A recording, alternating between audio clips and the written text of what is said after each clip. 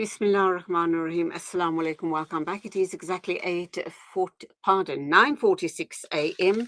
on News and Views on Salam Media, and this second hour is brought to you by African Muslims Agencies. And of course, we're also going to be taking a listen to the Fired Up series a little later on with Hafiz Imran Chunara. He is a personal excellence mentor and CEO of African Muslims Agencies, and he's got a brilliant topic today. And it is in the Fired Up series entitled A Strength Taken to the Extreme Becomes a Weakness. Brilliant. So don't miss out on that. And another amazing person on the show this morning, Dr. Gideon Chitanga, research fellow at Maximilians University of Munich, and he's going to talk to us about the border patrol shooting and the unrest that it has created in Minnesota in the United States. Dr. Gideon Chitanga, a very good morning to you. Welcome to the program. Thank you so much, and good morning to your listeners. Thank you for being with us. A little confused here. Are you not a professor? Why am I referring to you as Dr. Gideon Chitanga? No, I'm a doctor, not yet a professor. Not yet. When do you plan to confer that title onto yourself? Well, I have to work and earn it, right? So I hope that in the next few years I'll be able to get there. Okay, I do hope so too. You are a research fellow at a university in Munich. Tell us what, and I do know that you are there to source funding, to also mentor junior researchers. You're also there to publish academic papers. And I'm trying to wonder what exactly is at the heart of your work currently in Munich. So I am working on a project that looks at the changing international order.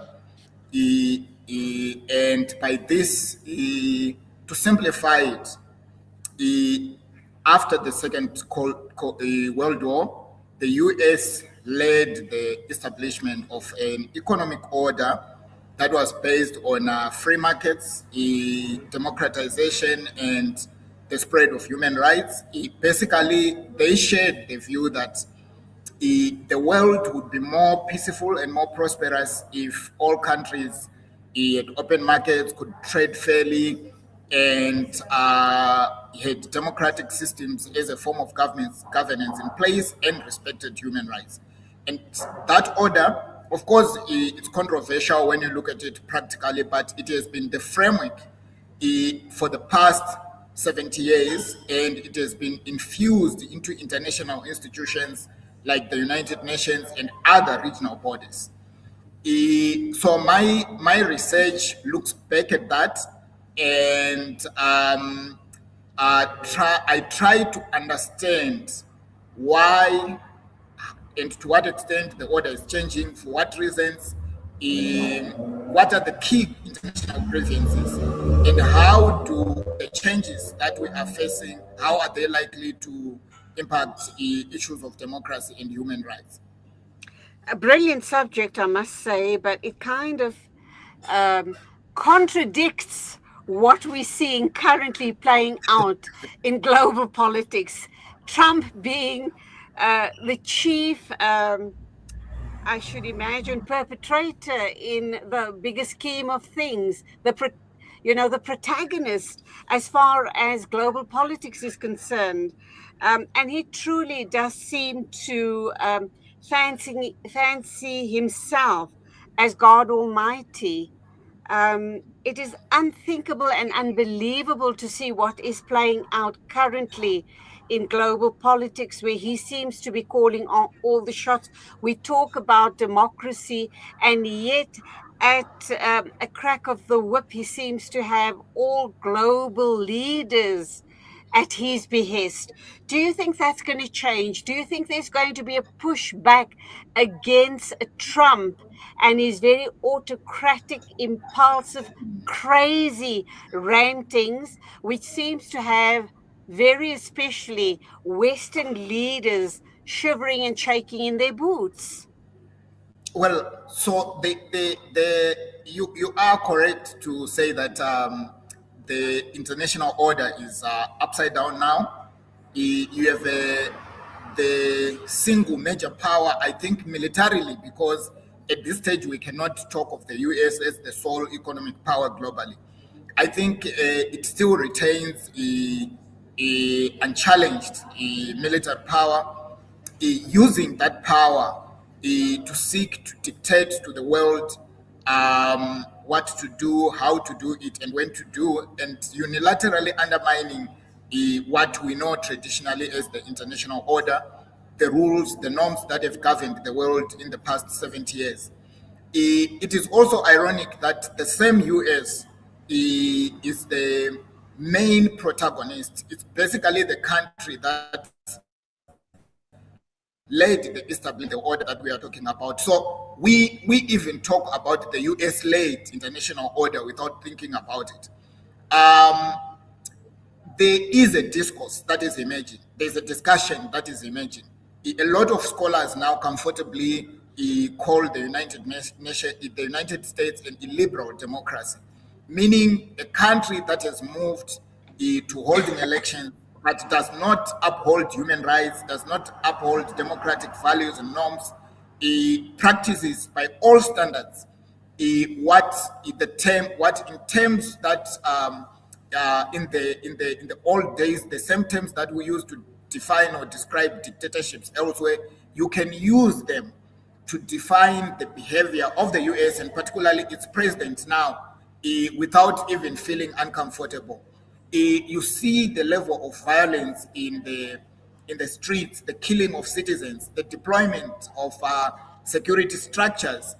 You see the presidents that comes forward after the same military services who should protect the citizens have killed the citizens of the US to say that we have killed terrorists. You see violations of human rights at every level. People are disabled, migrants, citizens. It's indiscriminate. They are violated physically and in so many other ways. So this is a very, it's like a phase that we are in that no one is not sure about how to deal with. The second thing, obviously, African countries and other countries from the global south indeed contested the US leadership of the international order and the international order itself, because they viewed it as a sort of an ideological framework that gave an advantage to what we call the global north or the west, whether it's in economic terms and how democracy and human rights were weaponized by countries from the global north to either undermine the legitimacy of other countries, attack them, change political regimes, and so on. At this stage, what we see is a United States that is acting like a rogue country, using raw power, no rules, no observing of international law, just pure power to violate not only the interests of other countries and other citizens of different countries, but they are doing it to their own people as well.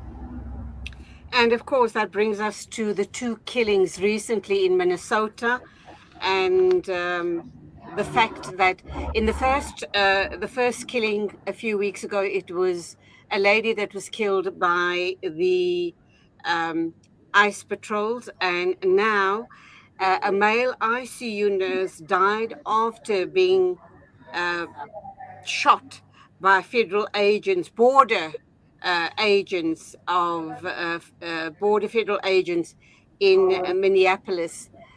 Do you think that the citizens are now starting to rise up against this authoritarian rule by Donald Trump, and also the fact that the ICE agents are acting indiscriminately to the citizens, normal, regular citizens whom they perceive as terrorists supposedly or illegal immigrants in the country. They're using very harsh tactics in the way they are dealing with the citizens in the United States. You know, I have followed both cases very closely. Eh, and I am at a loss for words as a human being, but also as an emerging scholar. It's unprecedented, at least to see these experiences happening in a country that calls itself a democracy, and that has put in a lot of money into criticizing the other sovereign states over the same issues. If you watch the videos, you see extreme violence from the ICE agents in both cases that you have referred to, against people who are not armed. At least that's what we are finding out. People who are citizens of the US, they are not even people from other countries. And we understand that the main reason why the ICE is on the streets is to fight immigration and to at least trace migrants who are illegally in the US and to remove them. Then, beyond just the extreme physical treatment of these people, which already violated their own rights, then there is the fatalities that emerge. Of course, people in the security systems will have different perspectives about analyzing the level of threat that the individuals concerned who unfortunately lost their lives presented to the security actors, and they will talk about self-defense. But what is very obvious is to a normal human being, even security actors, there are rules of conduct relating to how they treat individuals, particularly people who are not armed. If they would use aggressive methods, those aggressive methods should be minimized to apprehending these people, not to harming them. The last case is extremely distressing. If you consider that the deceased was shot so many times, even after he had passed on. I watched on CNN today in the morning that he was shot 5 times. This gives a sense of a society that is not only politically polarized, but that is turning into extreme violence, and this violence is sort of institutionalized. I can, thinking about the tactics that the ICE is using, I can only think of the Gestapo during Nazi Germany or fascist Italy. It's unprecedented in the modern era, even in those countries where we talk about human rights violations. I mean, it's difficult, especially the contradiction that you are thinking this is a democracy that upholds freedom of association and expression and would protect human rights in every way, individual rights. Individuals are killed because they are perceived, citizens are killed because they are perceived to be a threat to the to security actors and the presidents. And by the presidents, I mean those people who officially represent the head of state. They come out to say these people are terrorists without even saying, let's investigate and find out what happened. It's quite a cold, inhumane treatment, not only of your citizens, but generally human beings. And when that happens in a country, you surely cannot expect such a country to relate or deal differently with other countries. They set their domestic standards, and this is what they are giving to other countries. So the removal of Maduro is in Venezuela is also a reflection of the domestic politics in the US. The demand to seize Greenland reflects the domestic politics in the US, the attitude towards not only US citizens but other countries, the humiliation of global leaders at every stage, which would be so embarrassingly undiplomatic, unprecedented in any way. it's now Okay. it's literally becoming a norm. All right. Let me just, we're running out of time. I could sit here all day talking to you. Coincidentally, Abdul Razak Ismailov has also posted something. You referred to Trump as, and his, the ICE agents as Gestapo. And that's exactly what one of our listeners and viewers has said. Abdul Razak Ismailov says ICE is accurately compared to the Gestapo. And the IDF and apartheid cops. Things like right to trial and due process have been obviously effectively abolished in practice. US heads of state have also ruled that ethnicity is enough grounds of suspicions. And we know all about their tactics. If you're a dark-skinned person, then of course you are immediately placed under suspicion. We have to wrap up now, but I just like very quickly your thoughts on how do you believe there's going to be domestic pushback against Trump's bullying tactics of his own people? So certainly the Democratic Party, which would be the alternative, has not shown adequate organizational capacity to push back. But I think citizens in the US are starting to organize themselves. So the protests that are in the strikes in Minneapolis that happened last week are just one of the cases. There's been other cases of protests.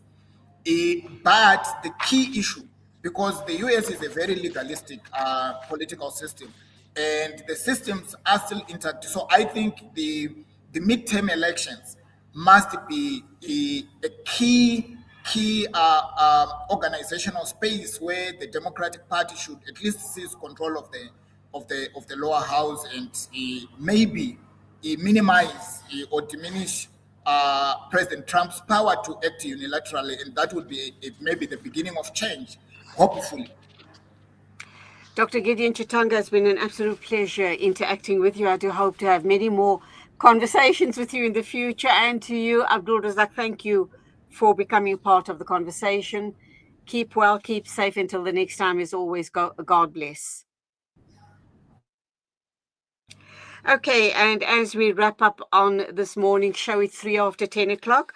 We are going to go directly into our Fired Up series with Hafiz Imran Chunara. He is a personal excellence mentor and CEO of Africa Muslims Agency. And in the Fired Up series today, he is talking about something absolutely classic. And he says that a strength taken to the extreme becomes a weakness. From me till tomorrow morning at 11 o'clock. Assalamu alaikum and Khuda Hafiz.